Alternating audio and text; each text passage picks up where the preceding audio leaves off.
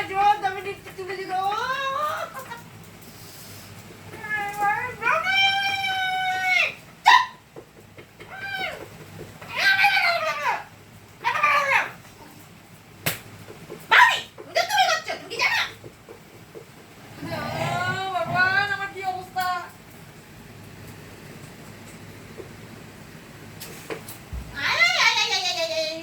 দিল আমার মাথাটা কাটিয়ে।